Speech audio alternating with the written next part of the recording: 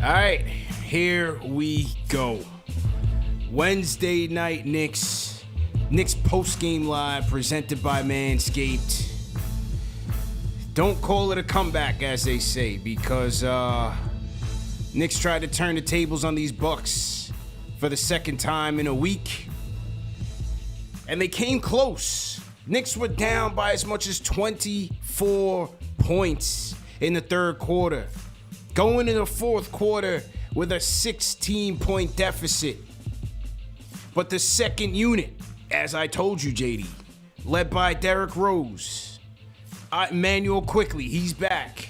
My guy Alec Burks, yes, Burks, and Obi turned the tables on the Bucks, tie the game up 89 apiece, and they had MSG rocking.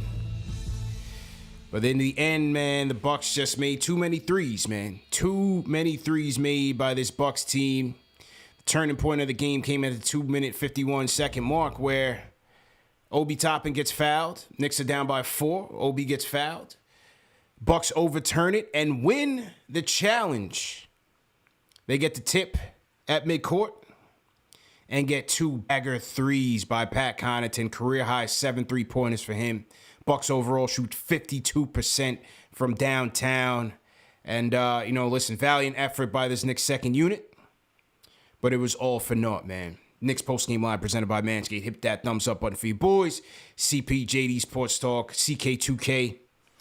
CK, kick us off, man. How you feeling tonight, bro? Where do you want me to begin? The number one thing that's on my mind is another loss at home. We could talk about the stats. We could talk about this, that, the third, the defense, the comeback. We lost another one at home, and that's the thing that hurt. I said it after our last game. I said there's no way in hell that we're going to come up and lose another game at home after how we played the last few games, and we figured out a way to do it. We had a good old-fashioned classic Knicks fake comeback that we all fell for. And I just sat there thinking to myself, like, damn, I fell for it again. It's just, a lot of frustrating things.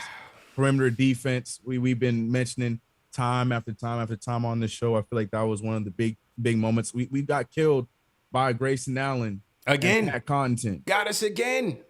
Mitch Robinson did a great job on Giannis tonight. It was really nice to see. I was really worried that without Nerlens Noel, because we forget Nerlens was one of the heroes for that first time we played them. I was worried that Giannis was going to go all over us tonight. I feel like Mitch Robinson did a good job there, but that was a wasted effort because it didn't matter because Grayson Allen saw that Duke was playing in the Garden and said, "Oh yeah, I went there too. I can do that too." He found that energy, man.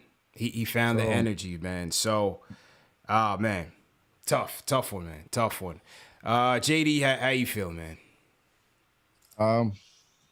I think there's 2 ways to look at this game. I'll start with the negative. Let's get the negative out the way. Mm-hmm. The starting 5 should be ashamed of themselves. They should be embarrassed. They should be ashamed to put out that performance. The Bucks are on the second of a back-to-back. On the second game of a back-to-back. Not only a regular back-to-back, they went down to the wire in Philadelphia. So a lot of those players played minutes. This was a typical, a prototypical back-to-back. And so you didn't take advantage of that. You're at home.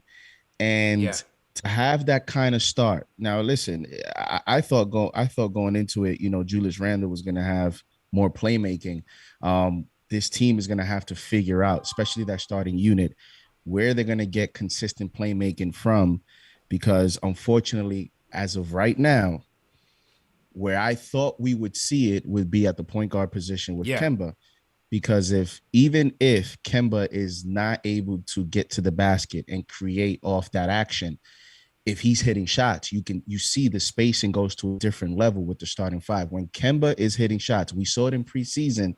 When he was hitting shots, it was pretty difficult to defend this team, and it actually helped Randle kind of play within the flow of the offense instead of us having to rely on him. Because once we go to Randle is just going to naturally fall into it. It's ISO play. ISO all day, man. You know, Yeah. because he's gonna feel the weight on his shoulders, and if there's, the starting back court, 0 of 6 from 3, 4 points, 2 of 12 shooting.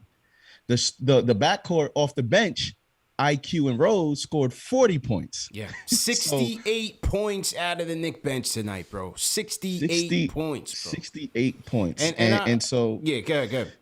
No, I was just saying, like, you can't have that, man. And listen, like I said, part of it I think is we don't create early enough for Fournier to get him into a rhythm. And so by the time he's taking his first shot late in the first quarter, sometimes you're not in a rhythm. He's a shooter. And I think Kemba is the ingredient. To be objective, to me, Kemba at the point guard position is the ingredient to make everything flow. Right now, he's struggling. So that's that. On the positive, what I will say is, on the positive, I did like that Thibodeau stuck with the second unit because, let the bench have the night off. See ya. You didn't want to play well? Yeah. Go sit in the fourth bench. Go look at this comeback, right? We didn't close it out, obviously, but at the very least, to be, to have that starting five, just sit the whole fourth quarter.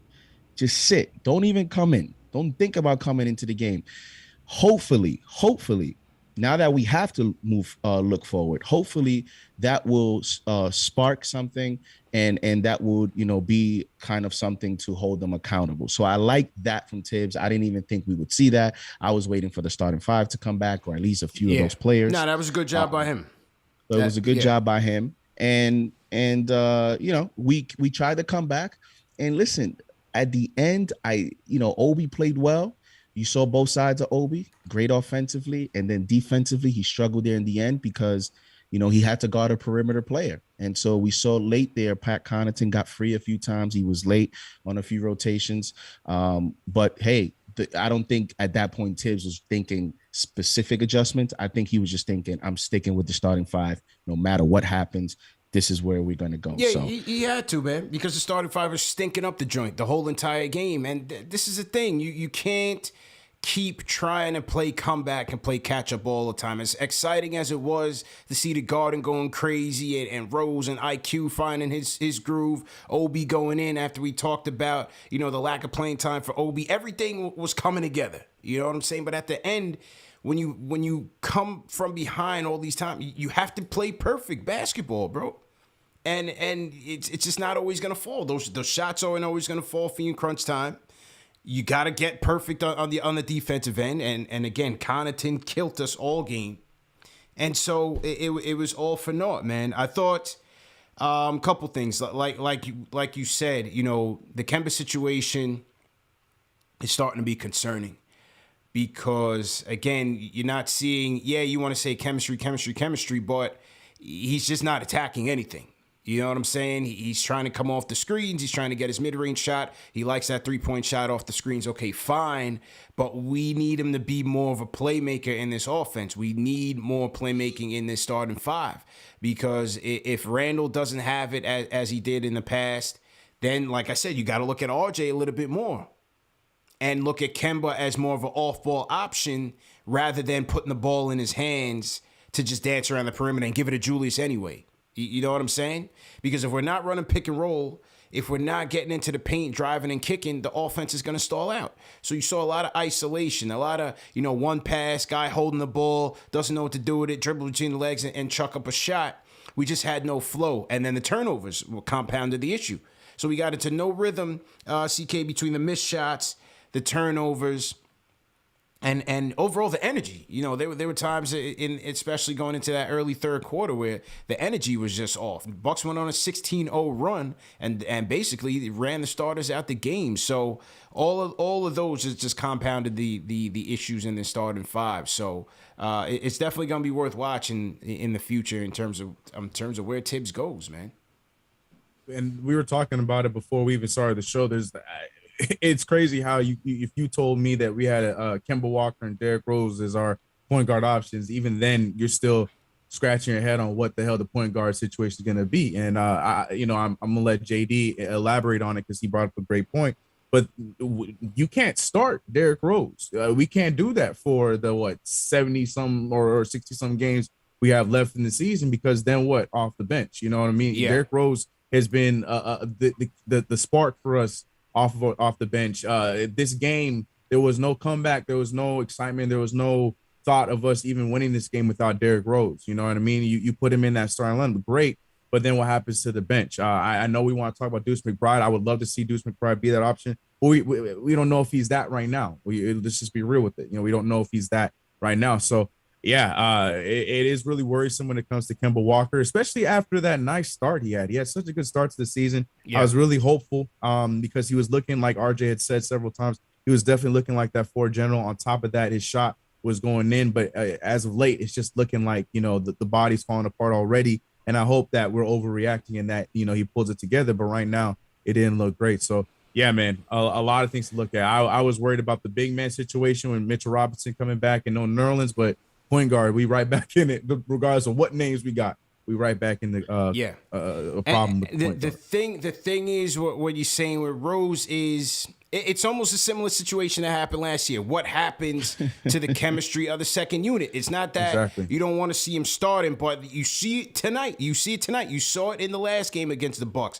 The chemistry that second unit has with Rose leading the way and IQ and Burks and Obi following suit. Look at the chemistry that Rose and Obi has with that second unit from last year and this year. You know, Kemba's not going to... I don't see Kemba doing that with these guys. So that's going to be the tricky dynamic, JD, that Thibs has to balance. Right. And because, like I always said, you know, you see when he's with that second unit, you see at times he is the offense, right? And can he be that in a starting lineup, you know, with Randall, you know, who is going to demand the basketball? You know, RJ is going to get a few shots. So, you know, we're looking to maximize Rose's skill set.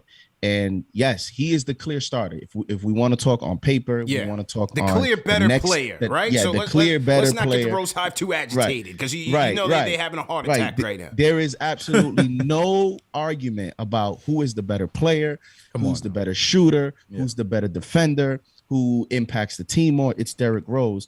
But again, I'm looking at getting the most out of Derrick Rose offensively, and it seems that when he comes off the bench, he just has more freedom to come and pull up from three whenever he wants, to drive, to, you know, go even ISO at times if he wants to. When he's in that starting five, yes, the benefit that you may get is that the starting five could flow better, right? But is that difference big enough to where you say, okay, you know what, let's just have him come off the bench and have the offense revolve around him, and let's figure out this point guard position, whether it's, and this is why there's the argument of playing some of the rookies, because if you play some of the rookies in a backup role, they gain enough experience that one day you could just say, you know what, let's start this rookie at the one, because he's already gained experience coming off the bench, and now you have a little bit more confidence to make that leap. But when they're not playing at all, it's hard to say, you know what, McBride, go start at the one. You're asking a lot, you know? So in other words, here we are again. You know, it's early. We got to figure out a point guard situation. It's early. We got to figure out this point guard situation. We got to figure out this damn point guard situation, bro. The counter to it's early, and I'm the even keel guy. But the only issue is, you mentioned it, CP. What we need specifically from Kemba, we're not getting. We haven't seen. We need the engine. We still have not gotten the engine, bro. We still have not gotten that right.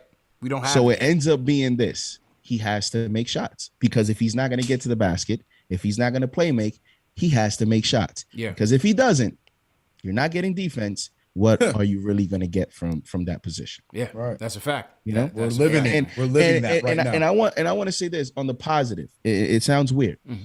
It's actually a good thing that the Bucks shot all those threes. Pat Connaughton and Grayson Allen shot 12 threes combined. It's a good thing that they broke a record, 26 threes allowed. You know why it's a good thing?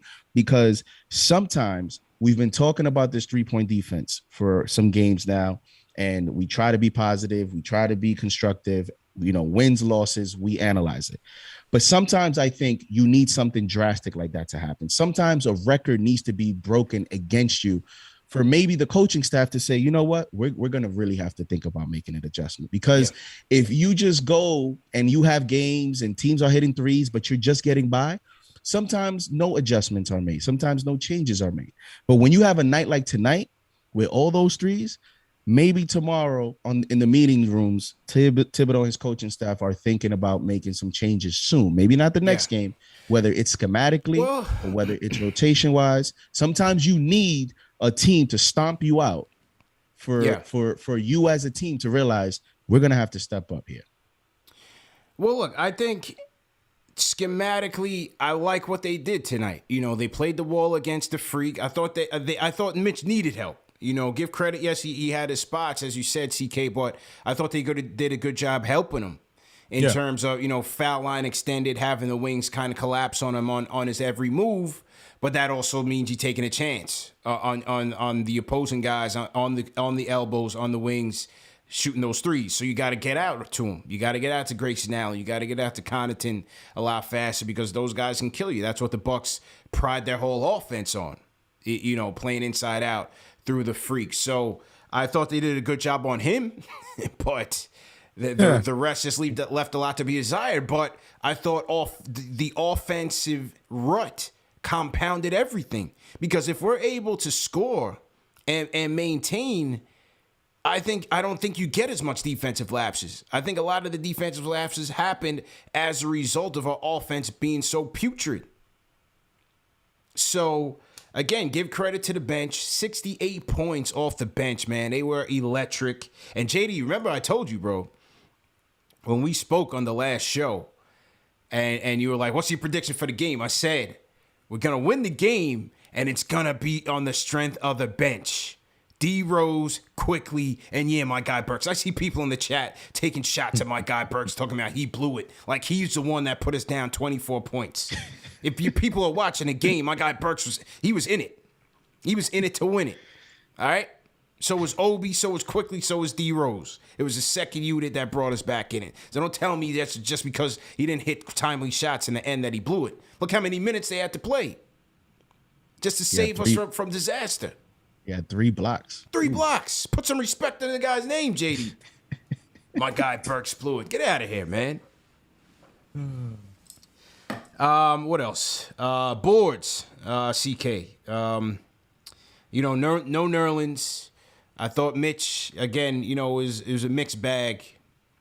Still seems to be laboring here and there, but, you know, if Julius is only going to end up with 5 boards in this game, Mitch 6. We got crushed again. We got crushed on the boards, man. 38-50. Couldn't get any offensive rebounds, which is Mitch's forte. You know, somebody called in last episode about what do we do about the boards. I just don't know, man. We just, you know, maybe is it hustle? Is it energy? I don't know. But boards was another area that we got crushed, man. Absolutely crushed, bro. We were saying that we got a rebound by committee, and that's the thing. We can compare the 38 to their 50.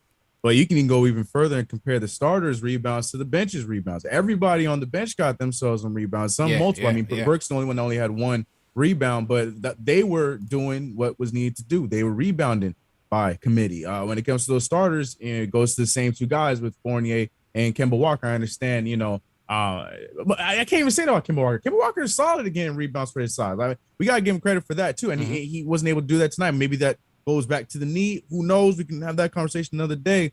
But yeah, man, it was one of those things where we had said that when we were asked about it after the last game. What is the option? The only other thing could have been rebounding by committee. But then when we're flying all around the court, trying to make up for leaving people open and stuff like that, it makes it a little bit harder for us to get those rebounds. And I think that's one of the biggest issues that we had. You brought up a really good point on, you know, yes, we were bringing in that extra help on Giannis, but they would always lead a guy like Pat Connaughton, George Hill in some instances, Grayson Allen. Those guys would be open. And we'd be flying in the air to try to get them, but then we have nobody down there for the rebound, and they get their second chance point. So, yeah, it's one of those things where we saw the second unit do it so well, where it was, you know, Taj Gibson leading the way, but everybody else helping out with the rebounds. And I think that's really what our identity has to be. We did that well last year. We got to bring that back. You know, I'm going to keep chalking it up for give it time.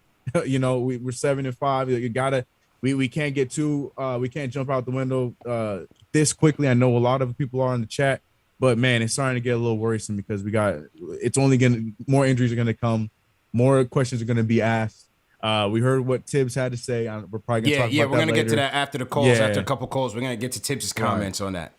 because that was definitely interesting. And then the last thing, again, as I said, JD, you know, the thing, obviously we brought it back, tied it up at 89 in the fourth quarter, which was, you know, a miracle in itself after being down by 24. Give credit to the second unit again and again. But down by 4, 2 minutes, 51 seconds left. Obi gets fouled by the Freak, and they show the replay. The Freak did get a piece of the ball, but he got his arm first. He gets his left arm first. And on the coach's challenge, they gave him the respect and overturned the call, man. I thought that was a brutal call. Completely zapped all the momentum. We lose the tip at center court, and then Connaughton just puts the dagger in with 2 back-to-back threes, bro. Yeah, and I was thinking, is this the sign of the new NBA? Because, you know, there's been more physical contact. I know there's been, the specific rule changes, but it seems like even overall, from just an overall standpoint of refereeing these games, the refs are allowing more to go. And so I don't know if that was, part of that emphasis, because on the replay, it did look like even the impact of, Giannis' body to Obi. You saw it kind of tilted Obi to the side, and then he had the arm first. He had the arm first, maybe because he went straight up and did it. They didn't call it, but I also thought that it was a foul, and also because, usually when the call that the refs make, you need to see no doubt evidence for them to overturn it. So if they call a foul, that was the call on the play. It's usually those plays are tough to overturn. Usually they stick. Usually it sticks. So it was overturned, the call that was made on the court. So that was another slight surprise. Yeah. And then from there, you talk about the fourth quarter, the Knicks shot 54% from 3 and 50% from the field. But you know what was the issue? The Bucks shot 64% from 3. Yeah, at one point they were trading threes. Right. And so at that point is that cliche-ish thing of, you extend all that energy to get back.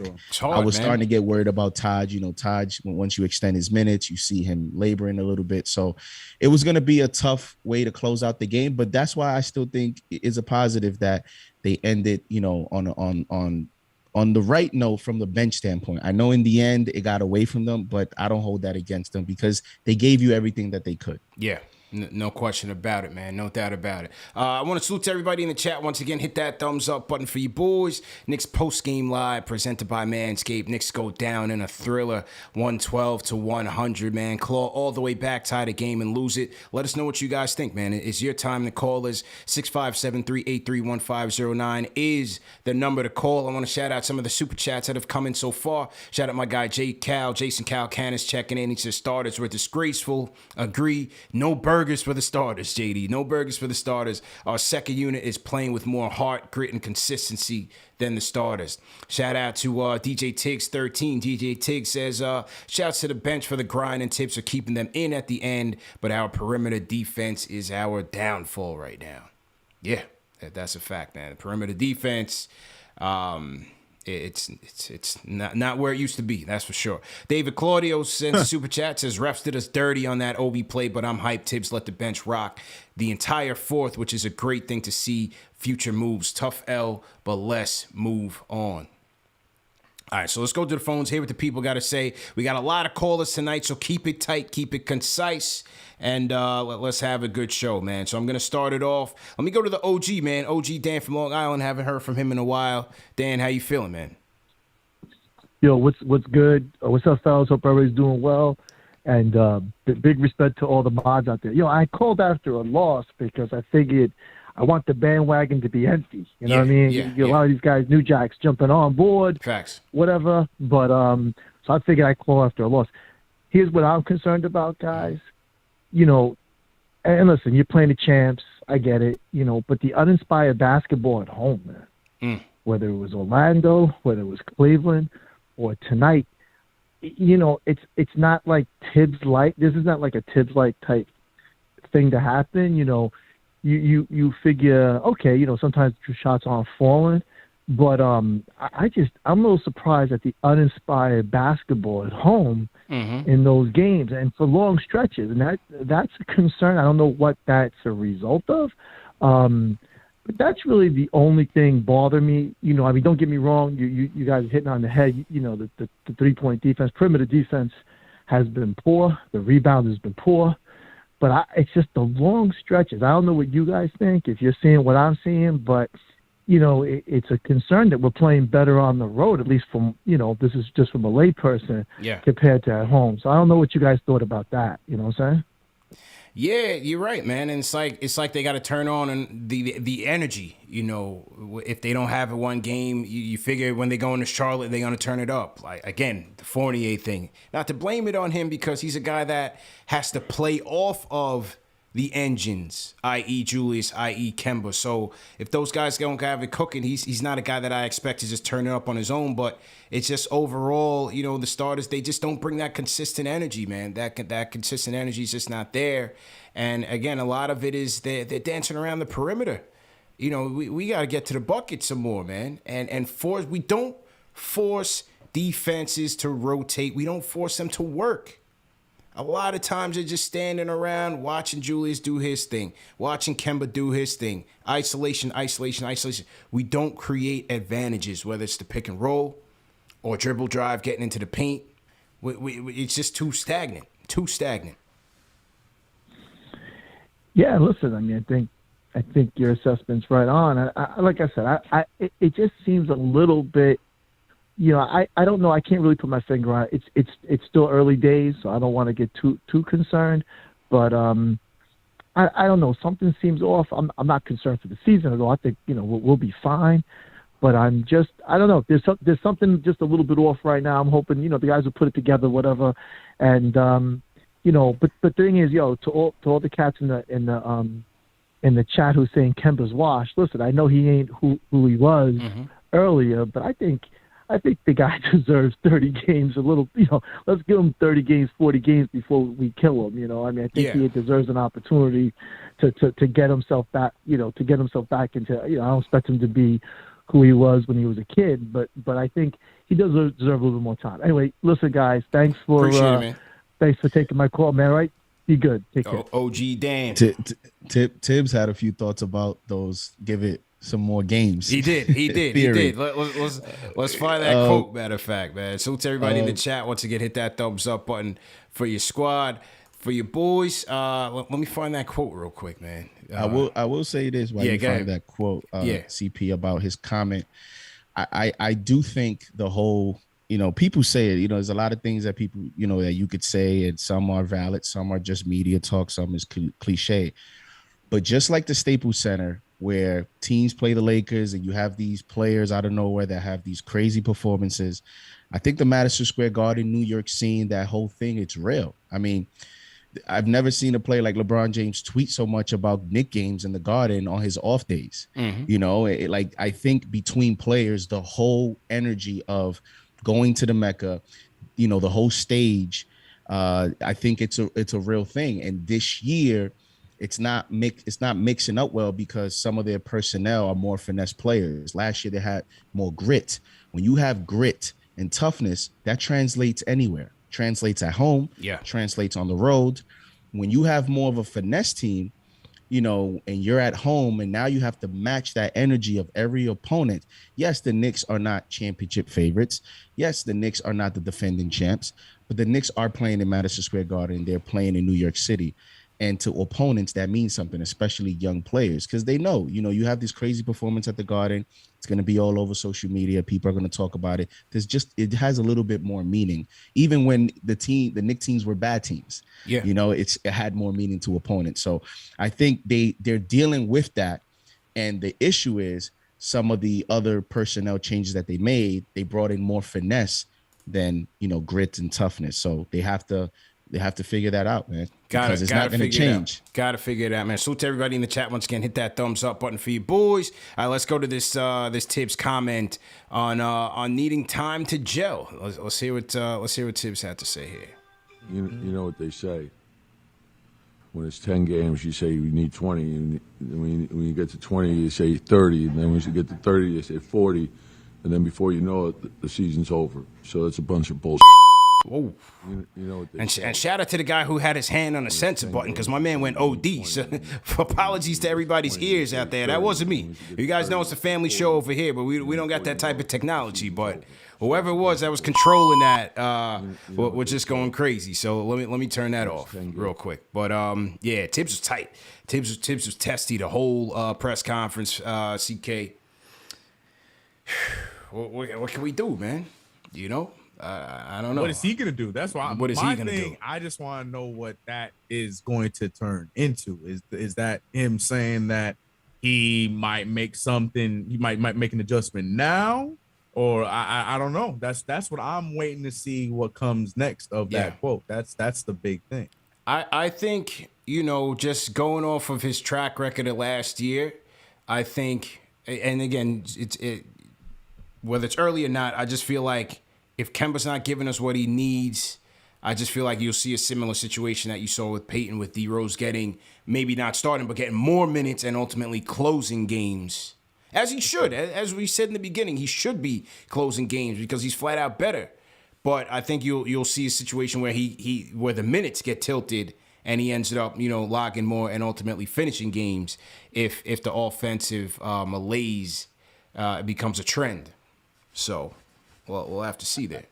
I think the interesting thing, and one of the signs will be the next time that there's a back-to-back, is that the moment now that you free, you know, as they say, free Grimes, free, you know, McBride, will he use that opportunity, you know, to kind of give some of the other younger players some minutes and see how they perform? Because you're going to end up in a weird situation, CP. We're going to keep playing this game again. So, okay, so we're going to go this season. You don't want to make the move to on Kemba, but then you're going to treat him like Peyton. He's going to play 12 minutes. You're hoping that his first 5 or 6 are productive. But then what about the rest of the game? You know, are you going to overextend Rose now? Yeah. Or are you going to keep the rotation and then just give minutes to everyone else? I think there's going to come a point.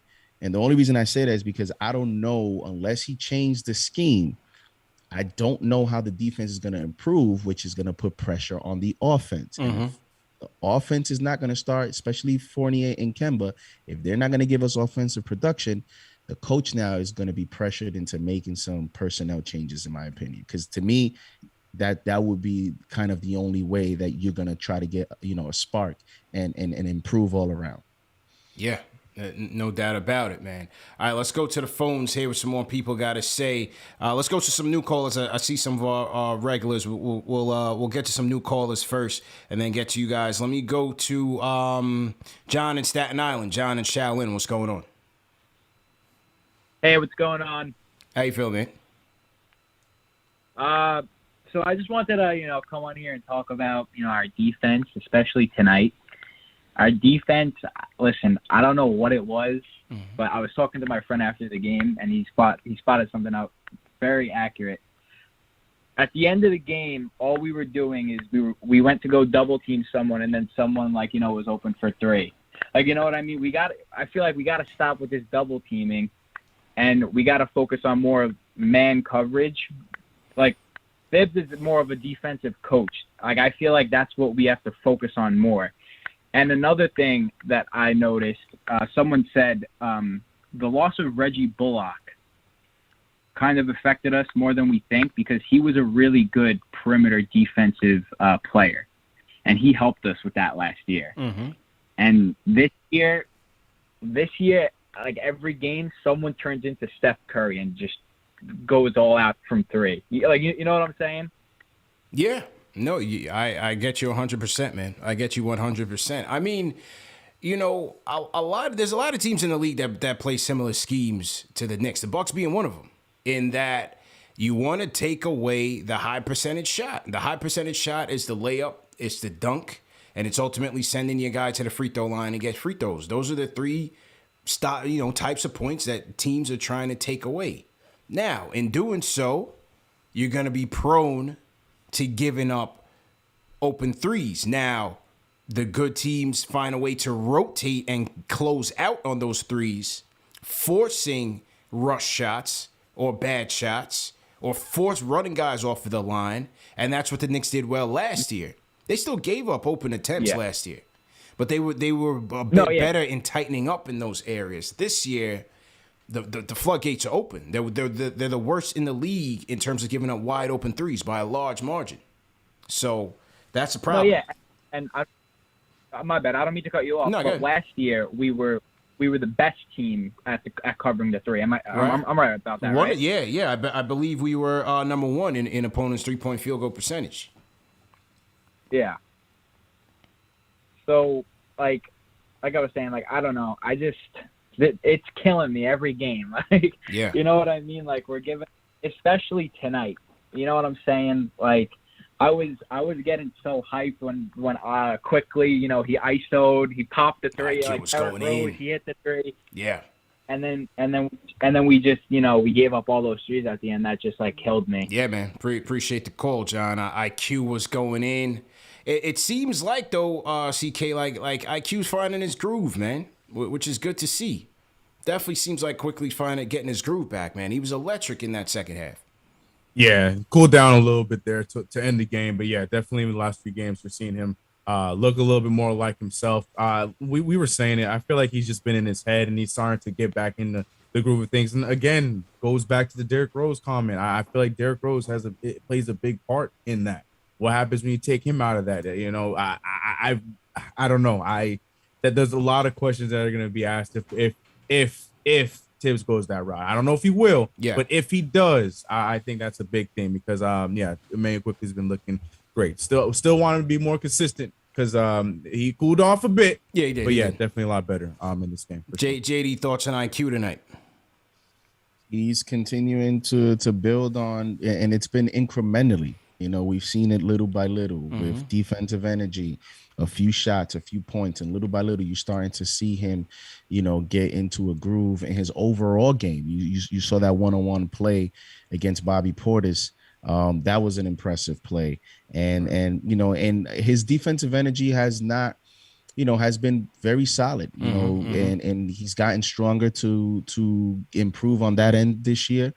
And, we're just hoping that now he builds and it becomes, a matter of consistency, because if he's able to continue this and become consistent, then Thibodeau will have easier answers. Maybe Thibodeau will go to him earlier. And now Thibodeau understands, okay, now I have IQ that can be consistent. You have Rose there.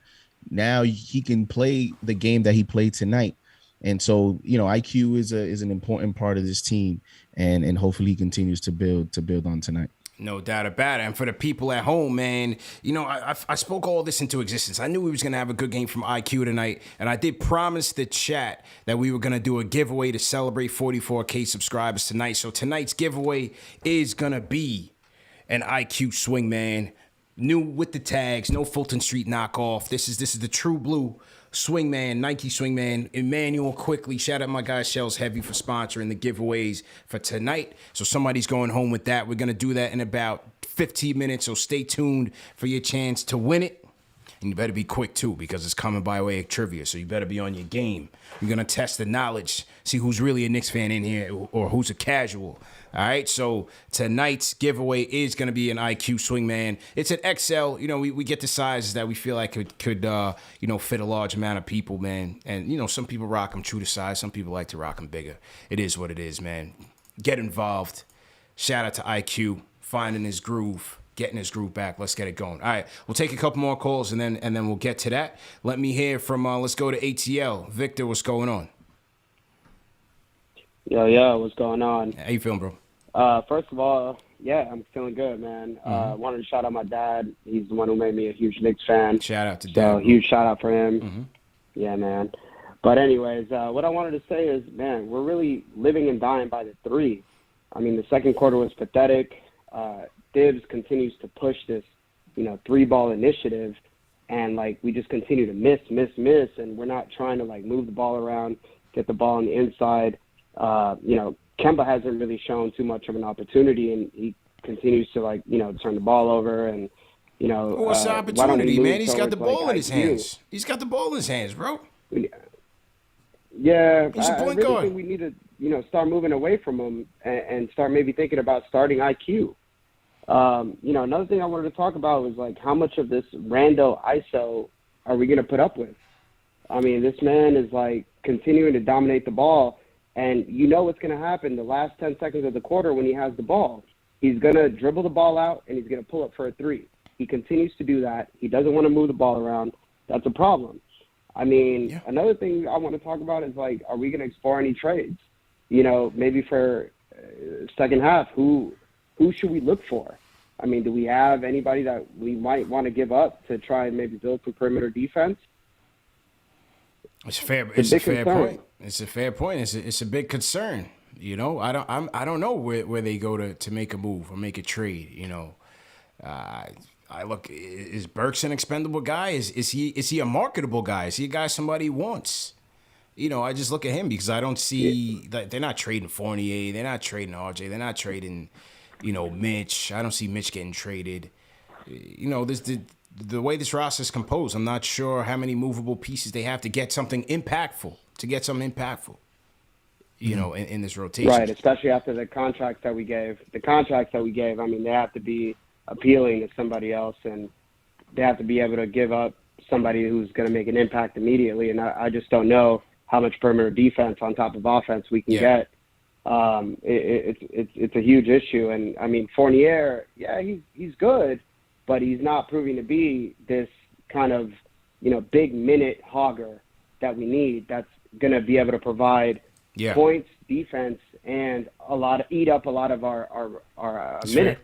Because, he's proven to be a guy that we're just switching in and out, and we're putting him in, 10, 15 minutes at a time, and he's not just providing the results. That's fair. It's fair points, man. Appreciate the call, Victor. And I saw 2 nights in a row people putting Covington out there in Portland. I mean, he's another bricklayer.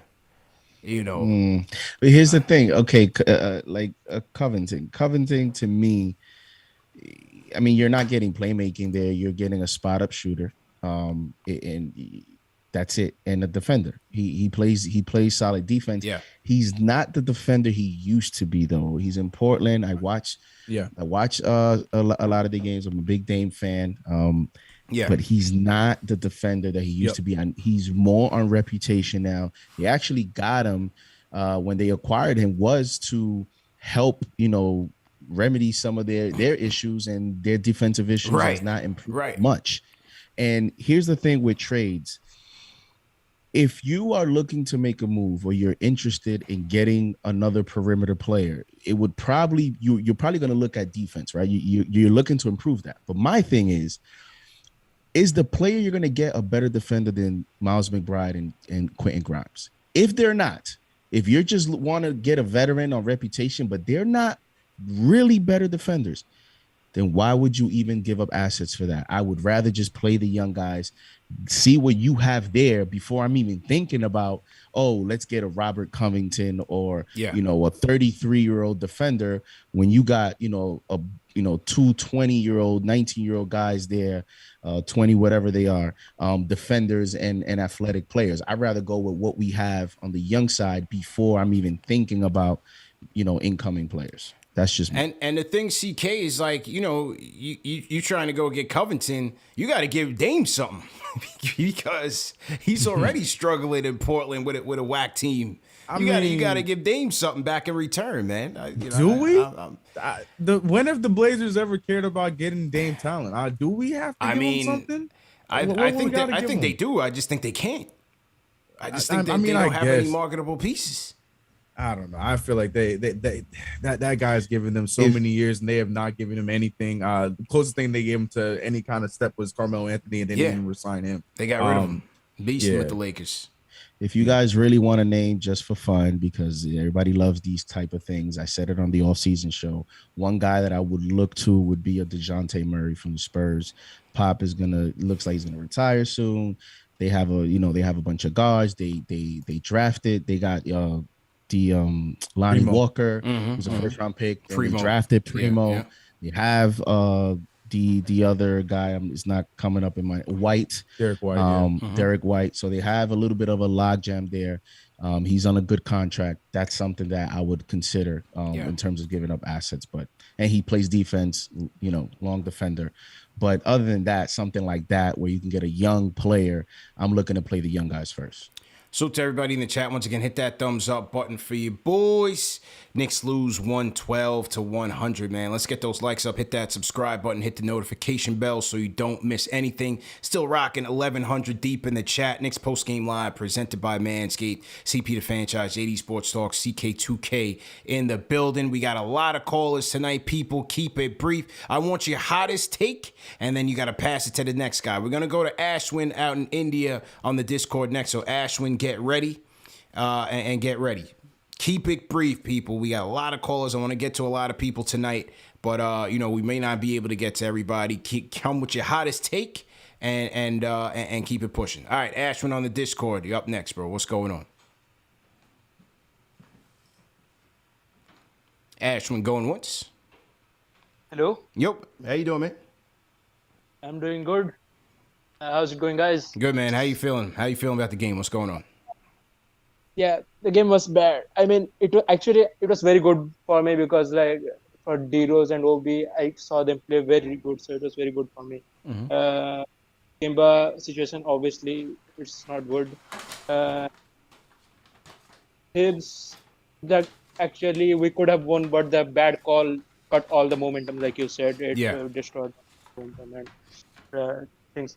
The reason we can't start D-Rose is because D-Rose is extremely selfless and he always gives the chance to play the rookies. I mean, he always passes IQ ball or he passes Burks to make the plays. He always lets the rookies make plays and helps them improve. And I don't think if Kemba goes to bench, he will do that much for the rookies. Yeah, and the way OB and Quick, they are growing, they won't grow as good with Kemba, if not with D-Rose, when D-Rose is in the game.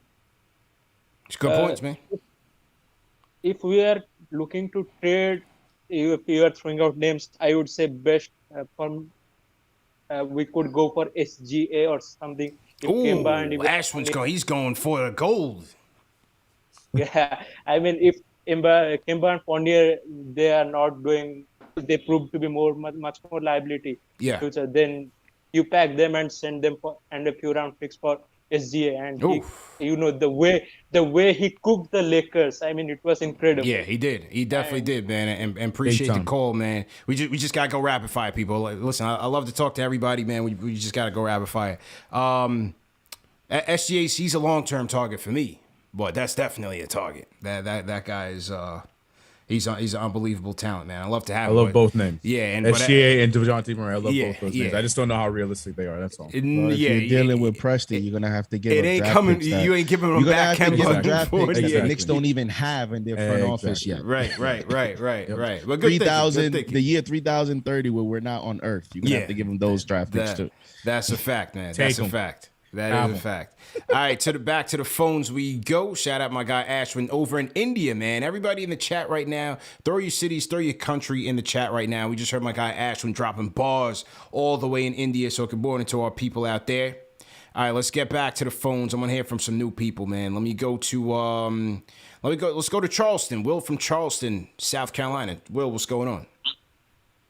Hey, how you guys doing? I'm gonna keep it brief, but first time caller, but I've been watching you guys for a couple of years now. I just wanted to talk about the importance of having our starting centers healthy. I think if the Knicks really want to make a push this year, and they need Mitch and Nerlens both very, very healthy. I love Taj, great Nick. I think he's from the Bronx, great guy. Brooklyn. But I kind of don't want to see him 4 minutes to go left in the fourth quarter in a close game against the Bucks. So I want to hear you guys' take on that, and thank you. Look, you're absolutely right, man. Here it is. We're 12 minutes into the season, 12 games into the season, and our starting center is banged up, and our backup center came into the season banged up, and he's out of there again. So it's a big concern. It's hurting us on the boards. I think it's hurting our continuity defensively as well. And that's just the drawback, when you have those type of guys that are as talented as Noel and Mitch are on the defensive end for what they bring, it's due to their build for the most part. You know what I'm saying? So it's like a gift and a curse. You know, their build allows them to help recover at the rim and help protect there, but it also leaves them to be susceptible to injuries. And injuries can happen to anybody, but I just feel like with those guys, it's a lot of how they're built that, you know, they're banged up. So it's unfortunate because it's only 12 games into the season, and we just don't know which day is which in terms of them being healthy. CK, go ahead, bro. Yeah. Nah, just you're 100% correct. Just scary. That's all I'm saying. To be this soon, and we're already playing, you know, patty cake with our centers already. We knew it was going to come up because you know Nerlens has his history, Mitch has his history, but 12 games in, you know, it's just a little scary. That's all. But we'll see. And I think that's hurting the philosophy of how Thibs wants to counter the perimeter defense, the weakness of the perimeter defense. Yeah, the philosophy is 48 minutes of rim protection, covering up some of those perimeter mistakes. That is a great philosophy, right? And it helped them last year. But the problem with that philosophy is if you actually don't have the two centers available to have the 48 minutes of rim protection, in the end, is it a good plan at all? So yeah, I think that's what they're dealing with as a front office. They made that, you know, they got to make a decision with one guy. They invested in the other. But if they don't have them available, you know, it's going to be an issue to improve defensively because now you're going to ask the perimeter players to step up because you don't have Noel, or the other night you don't have Mitch. Yeah. Take your notes, Jericho. Take your notes, man. That's all I'm going to say. We need you to be ready, sir. The Sim side is going to be percolating soon, man. Salute to everybody in the chat. Once again, hit that thumbs up on for you boys. 1,200 people rocking in the chat. We're going to do our IQ jersey giveaway in just a few minutes. We're going to go to Will from the phones, and then we're going to go to Hasib is king on the Discord. So Hasib, get ready, because after we go to Will from Harlem, we're going to go to you. Will from Harlem, what's going on? CP, what's going on, man? How you feeling, bro? I'm good, baby. I'm good. Good to talk to you. CK, JD, what's going on, gentlemen? What's going on? All right. Real quick, man. All I gotta say, man, about the game in our squad is I've been listening every show. Everybody's jumping out the window, 60 burgers, this, that, and the third. Slow down, man. Now everybody's like, you know, is in dire straits. We're gonna be all right. Like I always say, man, this is a marathon, not a sprint. There's injuries, bad play. We got to get through all that first. And like Thibs said, you know, that's BS. We just got to handle it and play better at home. That's the bottom line. Please play better at home. We used to play bad on the road. Now it's reversed. We got to play better at home. That energy that the second unit played with, that's what they got to come with every game. Yeah. And hopefully, real quick, I'm about to be out of here. Hopefully, real quick, before we get to the 27th down here in the A with the Hawks, we got to get that same energy with that unit. Play Obi. If he don't play Obi, we going to be in trouble. Obi need minutes because he got that garden rocking tonight. Because I'm out. Hopefully, I see y'all on the 27th. Let's go. And you know what I'm saying, CP? I love what y'all doing. Peace. Appreciate you, Will.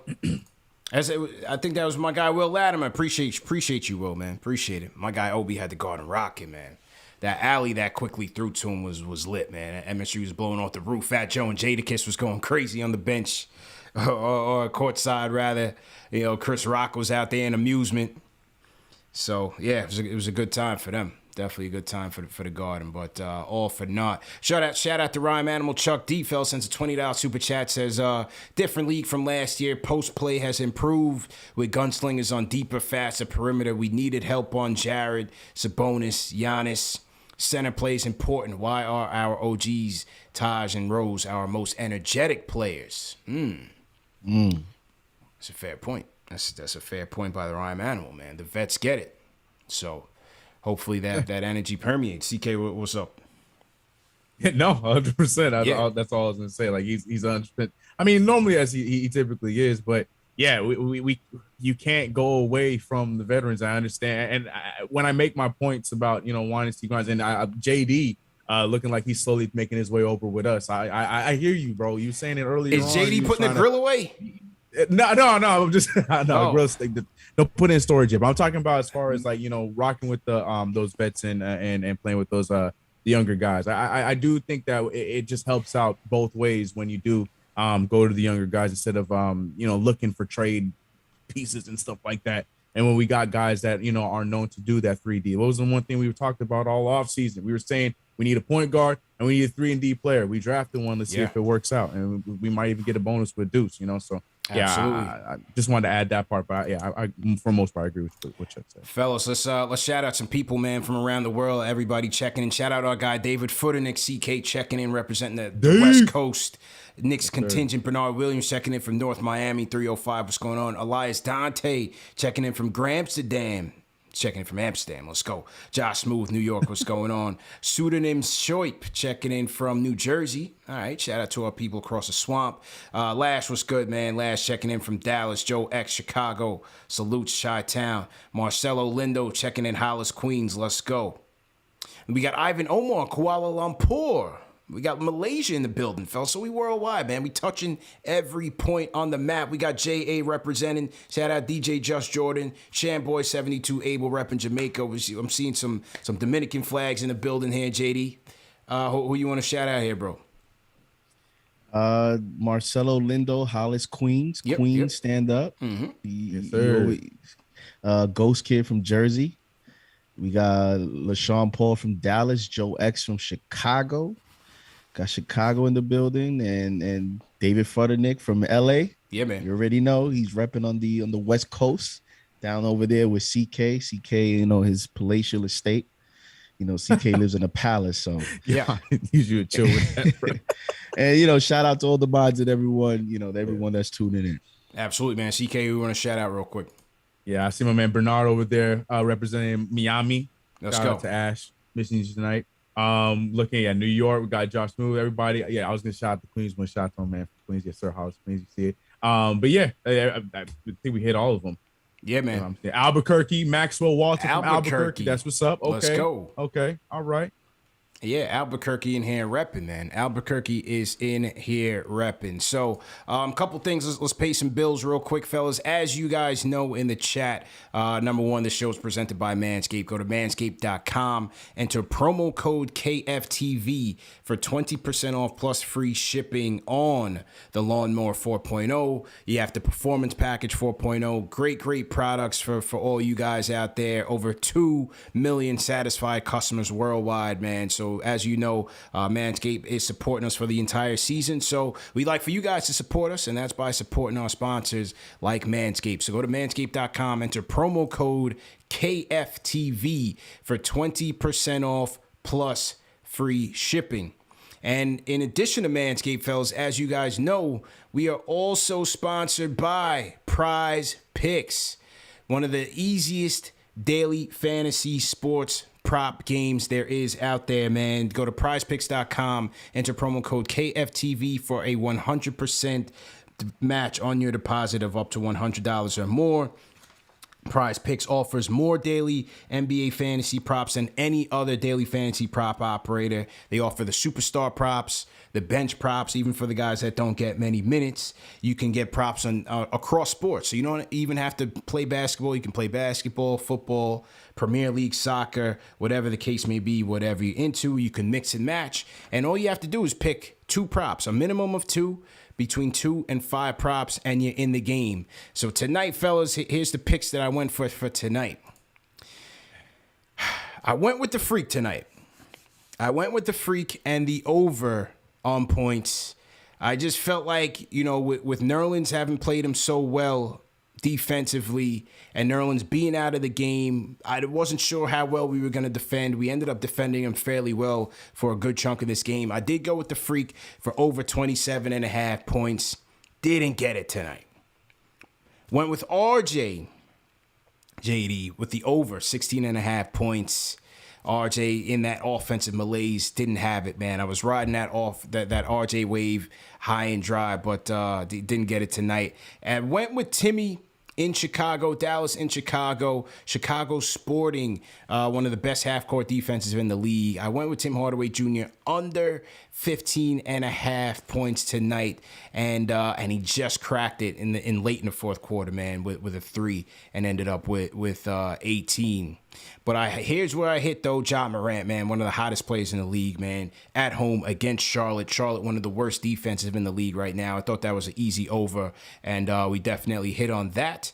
And then I went one late. I went one late on the West Coast and ended up going with the under for Karl Anthony Towns. I was thinking about Valanciunas in terms of going over the 13 rebounds, but I didn't really like that. But I did like Golden State at home against the Timberwolves. I went with Karl Anthony Towns under 23.5 points. That game obviously just tipping off at 10 o'clock, so we'll see how I did there.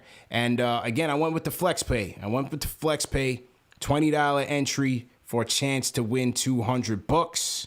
Didn't get the job done tonight, but I'm going to bounce back in a major way.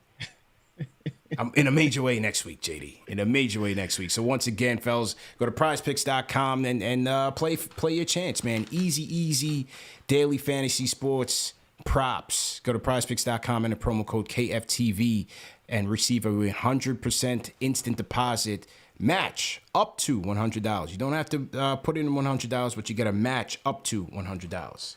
JD, how you feeling, bro?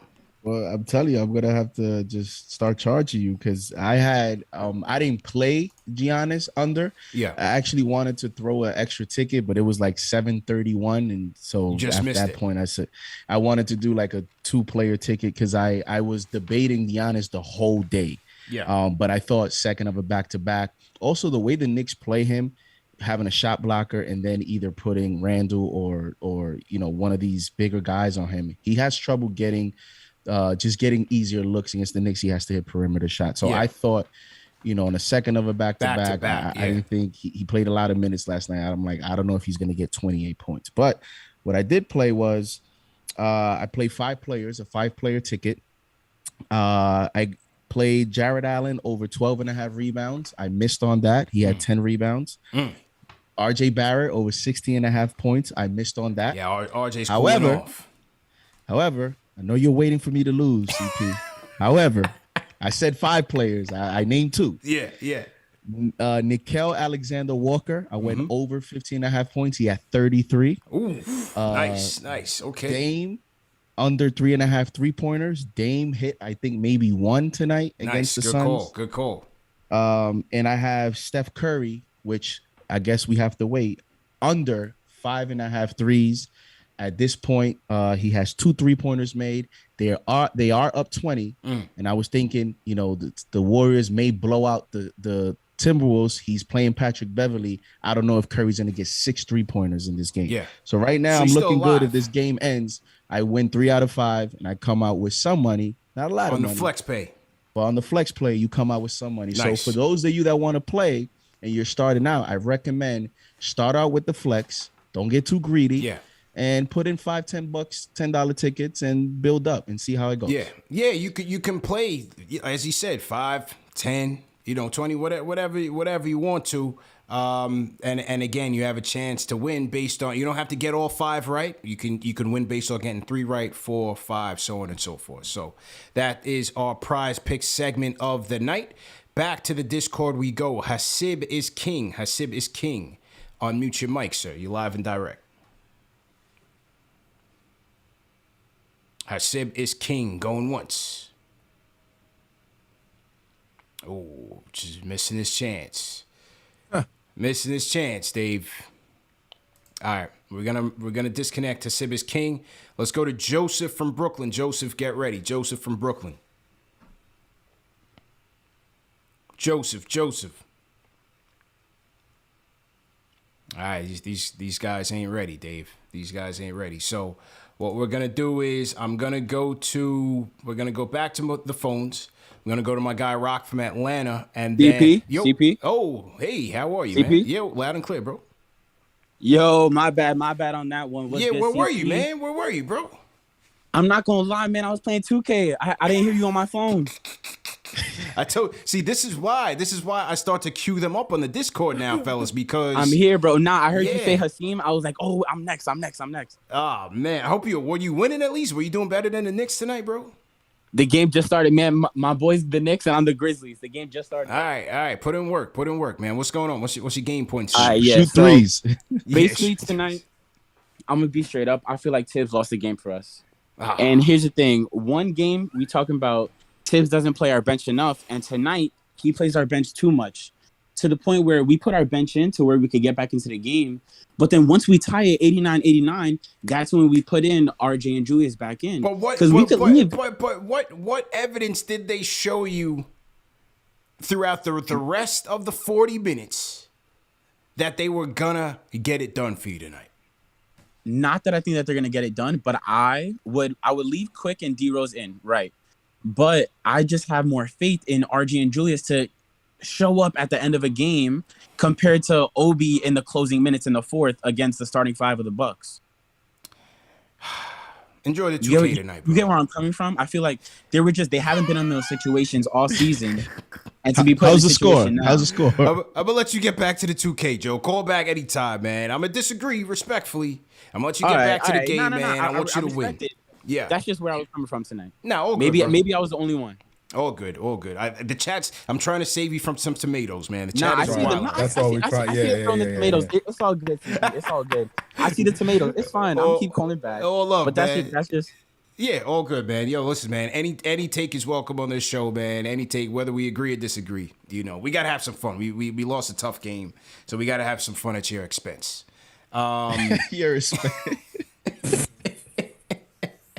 Yeah, I just wasn't going there tonight, fellas. You know, not with the starters. I liked what I was seeing from D Rose, Quick, Obi. My guy Perks was in the building. Come on, man. I was loving what the second unit was giving us, especially JD when I felt like they were gonna win this game for us. When I called it, and I was ready to be vindicated. Yeah, I had the grill ready. The grill ready. It was heating up. I was gonna put the bib, the mitt, the hat. I was gonna, cook while you was having the show. Yeah. And then, we saw what happened after. I had to put the grill back and act like I didn't. Had to put it back in, man. Yeah. I had to put it back in. So, yeah, I was fine with it. And I did figure that, in the end, they were probably going to burn out. But I was ready to win or lose with these guys, man. They earned it. I thought Thibs did a good job keeping them in. Maybe that sends maybe that sends a message to the starters to say, listen, your spot's not guaranteed to close here. Because here it is. He's not afraid to close with his second unit because they gave us the energy. They had a flow on offense. They played defense. They got on the boards. 68 points off the bench. I'm okay with that. This is not on Thibs, man. I'm okay with it. I'm definitely okay with it. So to everybody in the chat, once again, hit that thumbs up button for you boys. Oh, I want to shout out SB Gorilla sends a super chat. 2 super chats. Says Obi needs to play more. We have an issue with the guards breaking down the defense. I'm sure Grimes and Deuce are playing good defense in practice. Free Obi, free the young guards. SB Gorilla, a.k.a. the Bayesian sensation. I'm out. Hey. That's your peoples. Yes, but before that, he sends another super chat that says, let's be real. Julius is not cutting it. He needs to make better and quicker decisions. Fellas, let's this marinate. When Obi is in the game, the 4 other players are extremely excited.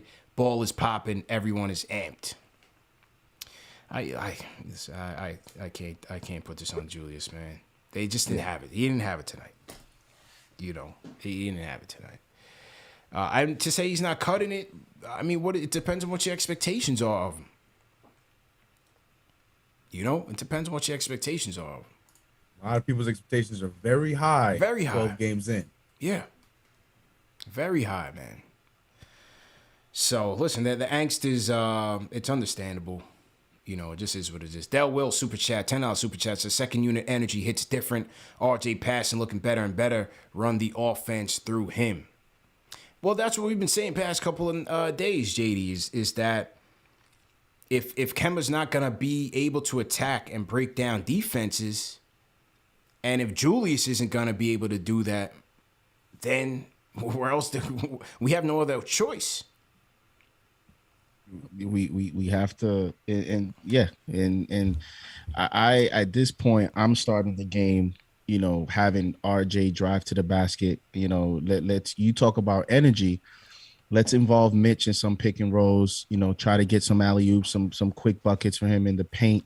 Yeah. Get him active, And if not, because Mitch can set good screens, and you see when he does that for RJ, he actually creates spacing for RJ to get to the basket easier. Yeah. Now RJ has a decision to make, and with RJ having the ball in his hands, you're hoping Fournier can be a threat from the outside. Julius, he's not involved, and many Knicks fans want flow in the offense. You're gonna get a little bit more flow, I think, running more action through RJ. And if you're not going to do that, then let's get Fournier moving with Randall. Like, let's do some of that. And enough with this ISO stuff and relying on Kemba to get to the basket. It's not happening, because it's not happening, bro. Even when Kemba is getting the screen, and you see he has creases and lanes to drive to the basket, he's stopping. He's stopping by the free throw line. He's doing that hesitation step back, and he's coming right back out to the perimeter. Yeah. So if that's how he's gonna play, then he has to hit the shot. If he doesn't, you're gonna have to switch it up, man. Yeah, no doubt about it, bro. Great points. Great points there. All right, I want to hear from. Let me hear from my guy Rock from Atlanta, and then we're going to do the quickly jersey giveaway. So to everybody in the chat, once again, hit that thumbs up button for you boys. Rock from ATL. Rock, what's going on? Fellas, what it do? How you feeling, bro? I'm good, man.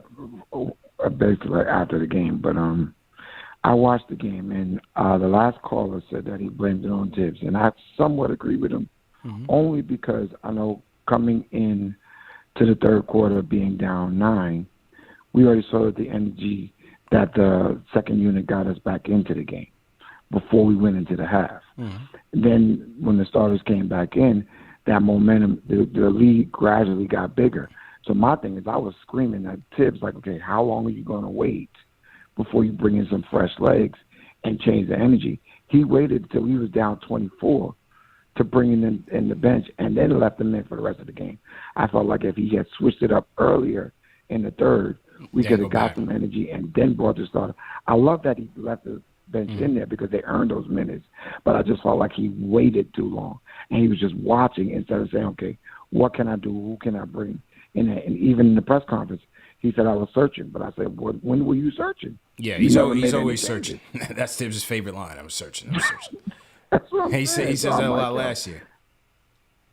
Yeah. I'm like, bro, it's time to stop searching. You should know who your personnel is. Yeah. And, okay, this is who's going to bring me energy. Let me get them in at this moment in the game, and then get the starters a breather. And then if they don't, like tonight, like I said, the bench earned those minutes down the stretch. I wanted them to finish the game. But my thing is, if he hadn't waited so long, he wouldn't have had to do that. Okay, that's fair. Fair points from Rock from ATL. Thanks for the call, bro. Thanks for the call. Not a bad one. Not a bad thought. All right, let's get to this trivia. Let's get to it. As promised, man. So to everybody in the chat, once again, hit that thumbs up button for you boys. How many likes we got right now, first off?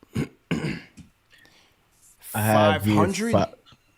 505. 505. We got 1,000 people in chat right now. Everybody hit that like button, hit that thumbs up button. Let's get to 800 likes, and then we'll do the trivia, man. We're a little bit too generous tonight. Let's get those likes up. Hit that like button, hit that thumbs up button for you boys, and then we'll do the trivia. So until then, let's get back to the phones, man. Let's go to JJ from Brooklyn. JJ, what's going on? Yo, fellas, what's good? How you guys doing, man? Good, man. What's going on? Chilling. A few points first, man. Like, first, I want quickly in the starting lineup, ASAP. I'm loving his defense as well as his offense. The game in Milwaukee last week that we came back and won, I feel like his defense was a real big key to that. I just love the way he's pressuring teams' point guards from all the way down court. His press defense has been really good. His defense has really impressed me lately. And also, I want Rhodes as the backup. No offense to Kemba, but I want him as the third string. He's just killing us. It's not all on him, but him and Fournier are just killing us every game. I want Grimes to get more minutes. And a couple other points. First, I feel like last year with no fans, I feel like it really benefited us because opposing teams, they love coming to the Garden when there's 20,000 roaring Knicks fans. And last year, I feel like the teams, they didn't have that. They weren't as amped, with an empty crowd.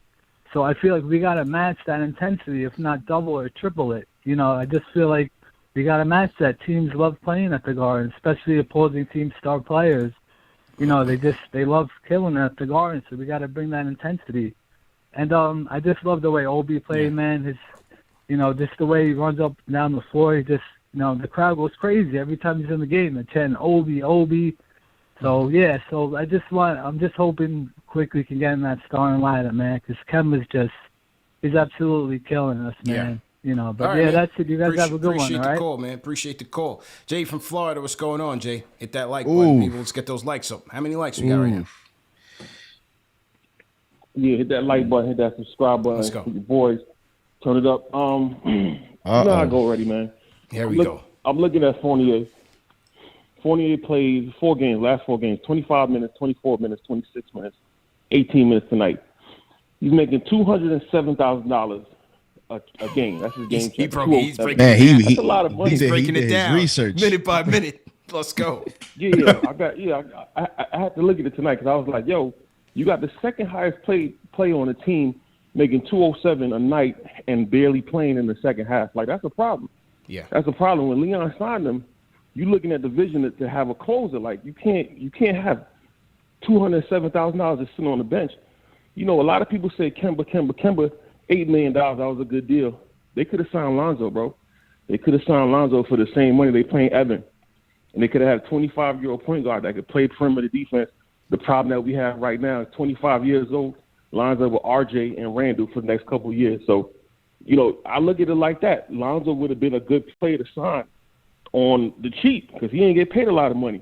Obi's a smart guy, man. Obi's a smart player. He cuts well. He set up Quick for a nice three. Quick just missed the three. But Obi is a smart player. The offense clicks when Obi's playing.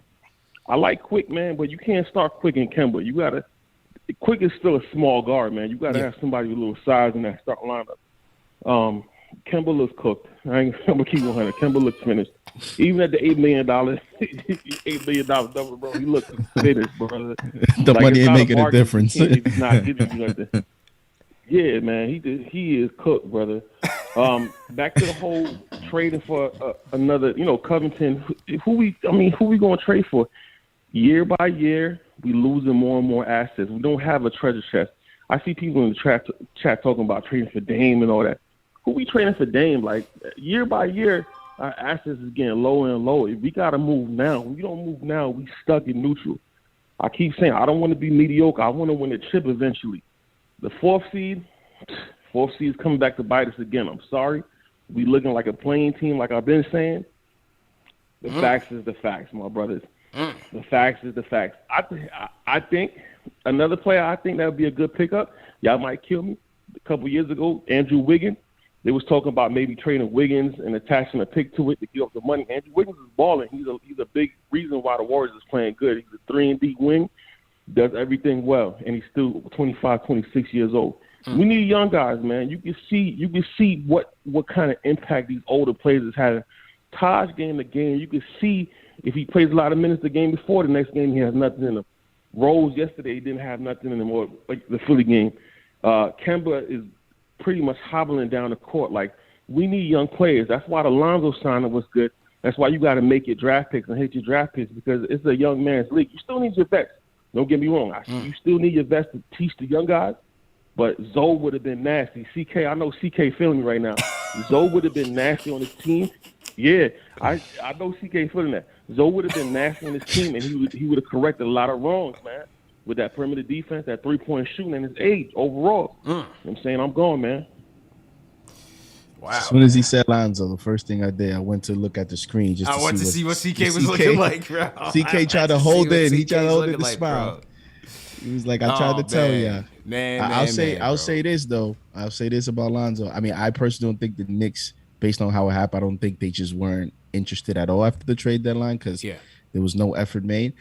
But I'm with you, CP. The one thing I had against it was, I don't think Lonzo is a pure point guard, or he's the type of point guard that you need in terms of getting to the basket. No, I think we have the same issues.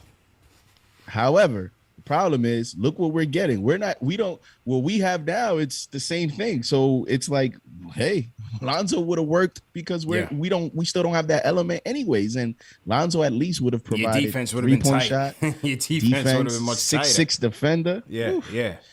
So, hey man, how you guys feel? How are you guys feeling in the chat, man? Rate Jay from Florida's call. I see a lot of tomatoes, but I'm seeing some 5s too, man. Rate that call in the chat. 1 being trash, 5 being facts. What do you guys think, man? I thought he was dropping some bars, CK. I thought he was dropping a couple of bars, man. Me too. Nights like tonight, but you think, you know what I'm saying? I thought it was a thought-provoking call.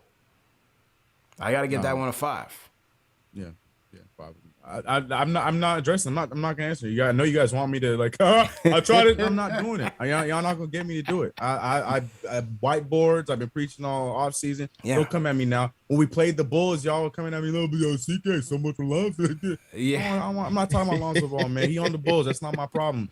The second place Bulls. That's not my problem. I don't want to talk about that. I think for the simple fact that Jay came with Evan Fournier's actual paycheck for tonight. Yeah, he broke it down per game. He's like, you can't have that in the second half. So I guess, he earned 100 and something thousand, and he left 100 and something thousand on the table. Since he broke it down per game, bro. He came with it. I got to give him extra points for that, man. He did his research. Right. He did his research. It was well thought out call, man.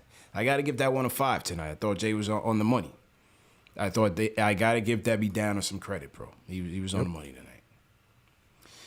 All right, so here's what we're gonna do, man. We're gonna give the jersey away, man. Let's get those likes up. Hit that thumbs up button for you boys. We're gonna give the jersey away. Take a couple more calls and wrap up. Thought we dragged this thing to death. Knicks back at it in Charlotte in the QC. Gets an interesting Charlotte Hornets team. LaMelo, Rozier. You got Miles Bridges bowling out. What's his name? Is that guy hurt yet? What's his name? Hayward still playing with them? He's playing good too. Okay. I didn't know if he was out with like a hangnail or something. He's always got like those little like. How about this, CP? Let me put you on the spot. Mm-hmm. Friday, we're at Charlotte. Mm-hmm. Is this a must win? Charlotte's 6-7. So they started hot. They've actually lost 5 of their last 6 games. No, I'm sorry. Yes, I'm right. They've lost 5 of the last 6 games. So they're reeling a little bit. This is their first home game from a West Coast trip. They had a 5 game West Coast trip. So this is their first game home. Mm-hmm. So I'm sure they're excited to be home. I'm wondering if this is an early kind of must-win situation for the Knicks.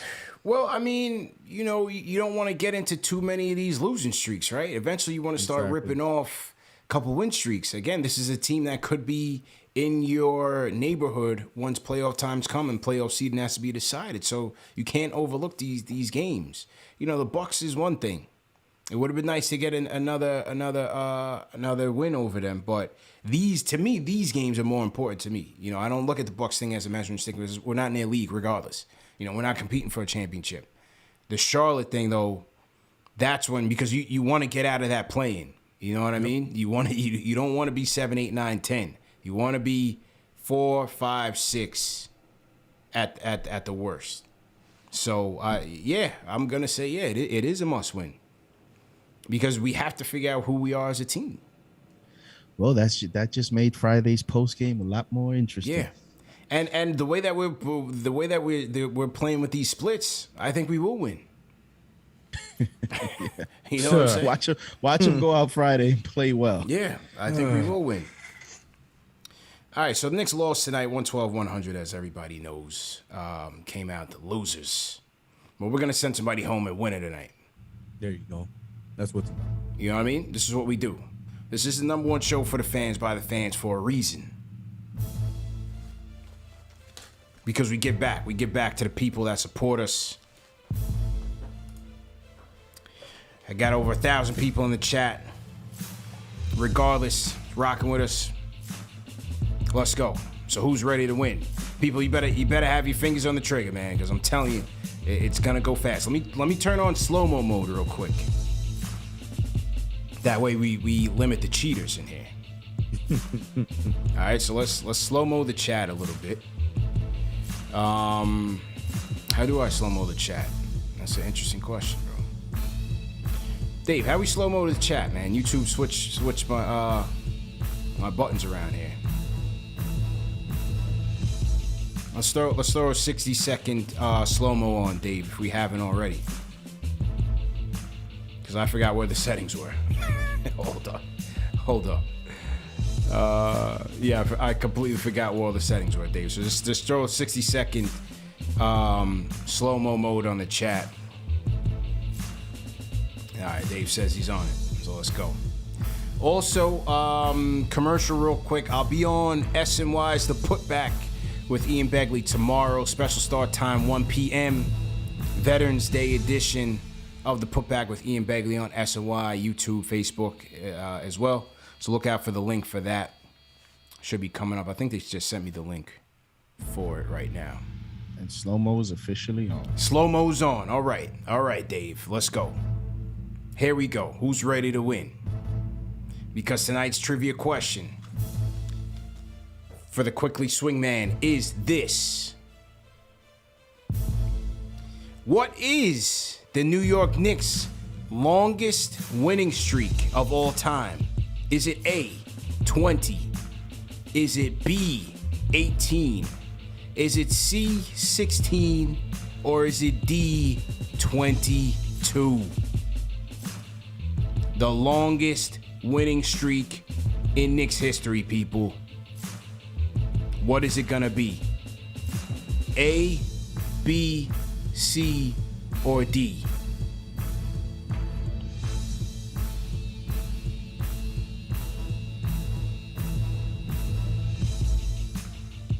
CKJD, what do you think, man? I think my memory's failing me. Well, I can't. I'm gonna wait. Can I answer yet? Yeah, you can. I'm sure somebody's gotten it. I mean, yeah, everyone. I'm sure people have abacadabra the chat up already, so somebody's got right. it, whether they know it or not. I'm stuck on 18 and 16, but my heart's telling me to stick with 18, so I'm gonna go with B. B, 18 for CK? Yeah. Final answer. Yeah. JD, how you feeling? All time. Yeah. Yeah, I'm sick of B. You said B or C, CK? Yeah, I'm going with B though. B. Okay. I'm gonna go with. Yeah, I think I want to go with B with CK, but I'll go. Yeah, I'm at heart. I'm gonna go with B, but I'll go with C16. C16. Okay. All right. So to everybody in the chat, shout out Dawn Baxter in the chat. Chuck, what's your answer, Chuck? I don't know if Chuck answered. And TM let's see who wins here. All right. So CK's going B18, JD's going C16. And the answer is 18. I'm thinking, because I was thinking at A, but I'm like, I don't think I've ever known the Knicks to ever have 20 wins in a row. Yeah. The championship season, led by Walt Clyde Frazier, Willis Reed, Dave DeBuscher, Dick Barnett, fallback baby jumper. 18, the 69-70 Knicks were a force to be reckoned with on their way to their first ever championship. 18, the longest winning streak in Knicks history. All right, TM, Dave, who won it? Who we saying congratulations to? That's crazy. Who got that? 18.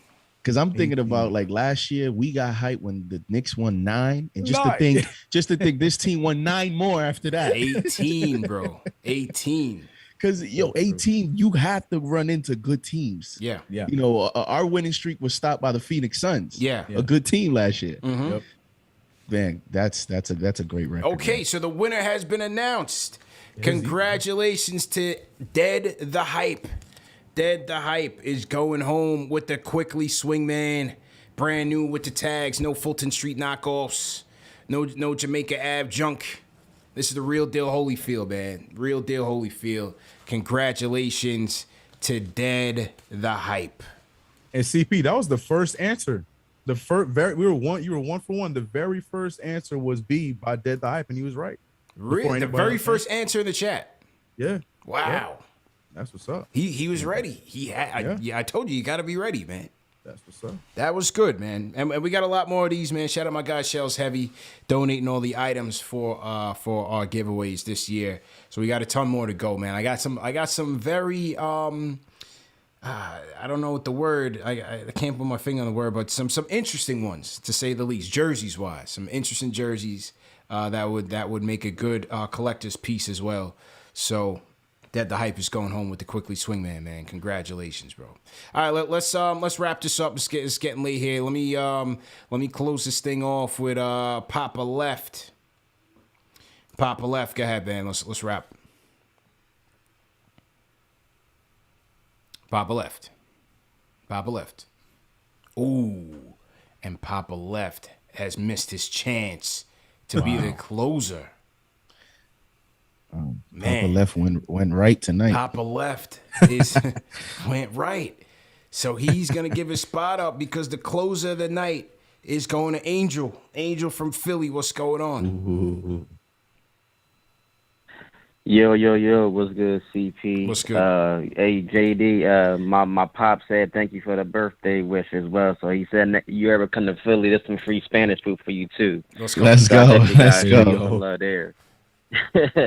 My guy CK2K, bro, I know you look upset right now, but listen, it's not the end, brother. You know what I'm saying? But, hey, listen, man. CP, how many likes we got, bro? How many likes we got now right now, JD? 603.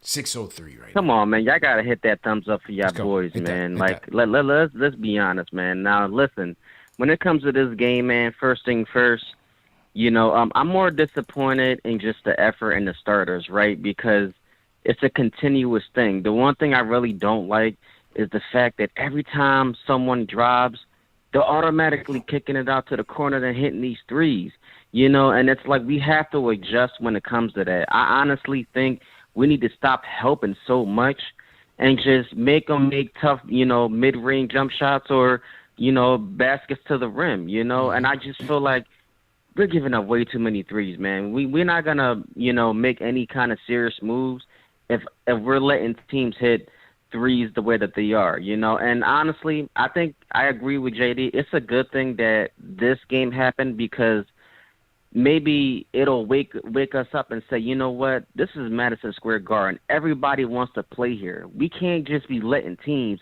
shoot threes all game long. You know, I mean, they hit so many threes tonight. That was the most in Knicks history at the Garden, 26-3. That's a lot of threes. Mm-hmm. And at the end of the day, I'm not gonna blame this on Thibs because I would have rolled with the bench as well.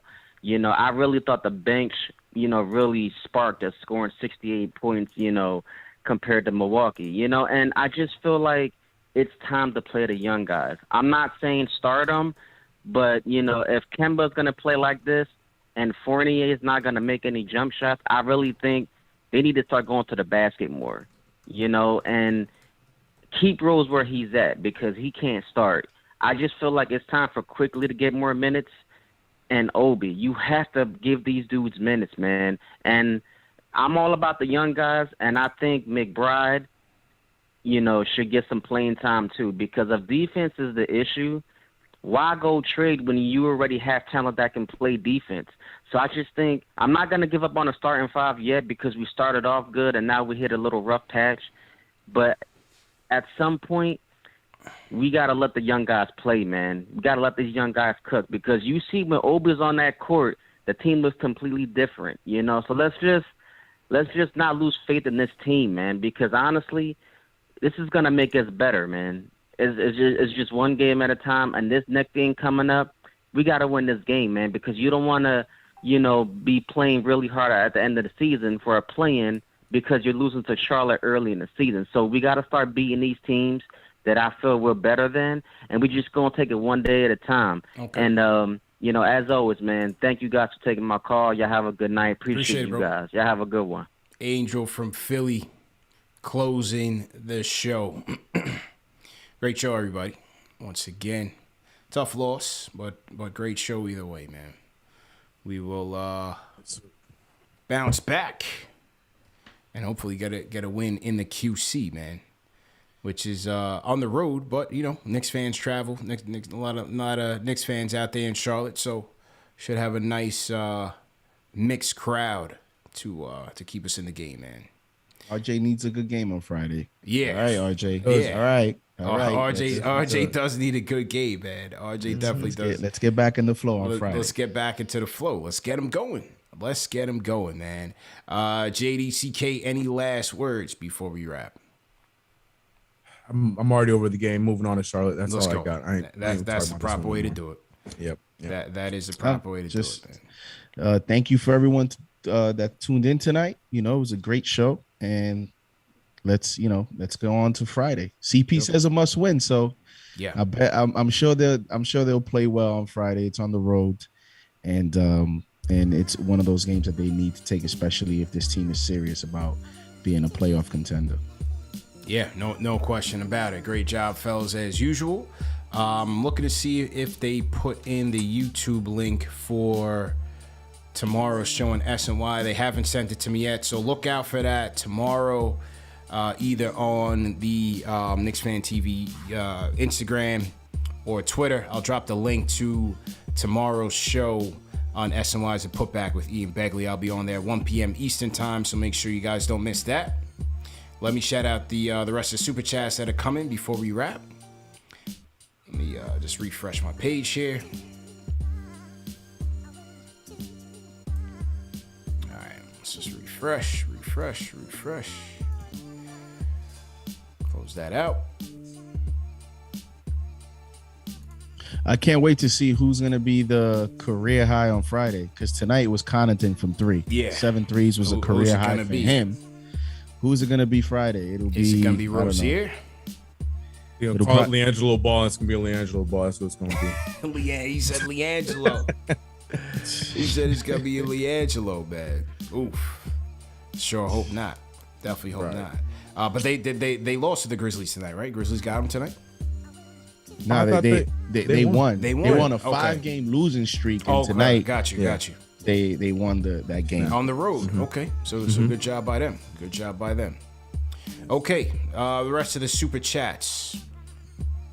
Come on, man. I gotta go get that M1 next. This thing is slower than molasses to refresh as we're streaming. All right, here we go. Shout out to Dimitri D. Says Julius is a good player, but I think he doesn't fit this team. I don't think he fits this team for the future and the direction that for the team to do best, which is move the ball around. Well, I mean, look, we always say with Julius, he's ideally a second or third best player on a championship team. It just is what it is right now. I don't think he's a bad fit. I just think this is just he's our talent. He's our top talent on the team, which means that you need more. SB Gorilla, I got that. He did send another super chat. He says, I love Julius. I meant when he isn't engaged, he hurts the team. Yeah, I agree with that, especially defensively. I don't want him gone, but just better play. He is our engine. Yeah, that's what I mean. SB Gorilla hit it on the head. 2 slices and a drink sent to super chat. It's obvious the heart and soul of this version of the Knicks flows from Obi and Rose. Randall lucky he had the year he had. Hashtag Obi1. Shout out to Frank for the is it Austrian super chat, I think. Maxwell Walter sends a super chat, says, why is the third quarter effort so low? Yeah, it's always a third quarter doom for us, man. Always. Since last year. They've come out flat a few times now after halftime, and I know Kemba ain't cutting it, but it's better than watching those Elford threes last year. Just saying. Hashtag salute. Del Will says, second unit energy hits different. RJ's passing looking better and better. Run the offense through him more. I did get those. Chuck D Super Chat says Evan and Kemba are asked to be two-way players for the first time at this level. Bullock wasn't known as a defensive stalwart. He developed in Thibs' system. If Obi gets the footwork Reg did last year, look out. Christopher Charcalis Super Chat says, bring Ben Simmons? Am I crazy? Think about this. Package Kemba and Burks and you get defense and he doesn't take away from Fournier and Randall. Well, you got to think about this. That package isn't getting you anywhere near Ben Simmons. But yeah. But thanks for that phone line is. That phone line is not getting you picked hear up. what they've been asking other teams for Ben Simmons? Yeah, it's not happening, fam. Junior the Caroma, reason he hasn't been traded is because of what they want. Right. Yeah. Junior Caroma, Burks Hive, stand up. Trap Boy TV says if they play like they under pressure for the entirety of the game, we would probably do a lot better. Fournier and Kemba need to sit until the playoffs. Matthew WLR says Kemba's going through a shooting slump. Let him be. All right. David Claudio says, you think we switch Evan with IQ for defensive reasons? He says the refs did us dirty on that Obi play, but I'm hyped. Thibs let the bench rock the entire fourth, which is a great thing to see for the future moves. Tough L, move on. Josh Super Chat says that's why Rose let Kemba have the starting job. David Kofontekis is starting Derrick Rose and letting Deuce develop off the bench. Splitting with Kemba minutes is looking mighty nice right now. Interesting. Josh says, how do you propose to starters catch a rhythm when Randall is in the way? There's no ball or player movement when he just stands there after he passes. Russell Reed says, Knicks starting unit serving up Beyond Meat burgers tonight. Starting backcourt performance looking like the G League may need to shake things up. Let me get rid of that real quick.